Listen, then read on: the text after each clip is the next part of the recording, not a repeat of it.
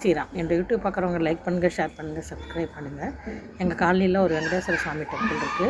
எல்லோரும் காலனியில் எல்லோரும் ஃப்ரீக்வெண்ட்டாக போகிறது அதுவாக தான் இருக்கும். அங்கே பார்த்திங்கன்னா 2 டைப்பான மக்கள் இருப்பாங்க. சில பேர் வந்து டொனேஷன் பண்ணுவாங்க, நிறைய லட்சக்கணக்கில் டொனேஷன் பண்ணுவாங்க. சில பேர் வந்து சர்வீஸ், கோயிலில் மற்ற வேலைகள் சர்வீஸ் பண்ணுறதெல்லாம் உடல் உழைப்பெல்லாம் செய்வாங்க. சில பேர் வந்து உடல் உழைப்பும் செஞ்சுட்டு டொனேஷனும் கொடுப்பாங்க. இந்த 3 டைப்புன்னு வச்சிங்களேன். இதில் வந்து எனக்கு வந்து இந்த டொனேஷன் கொடுக்குறவங்களாம் ஓரளவுக்கு அதிக பணக்காரங்களாக இருக்காங்களா, எனக்கு அவங்கள பற்றிலாம் ஒன்றும் தெரியல. பட்டு இந்த சர்வீஸ் பண்ணுறாங்க பாருங்கள், அவங்க பசங்க எல்லாருமே நல்லா வளமாக இருக்கிறாங்க. அவங்களும் ரொம்ப குடும்பம் நல்லா சுபிக்ஷமாக இருக்குது.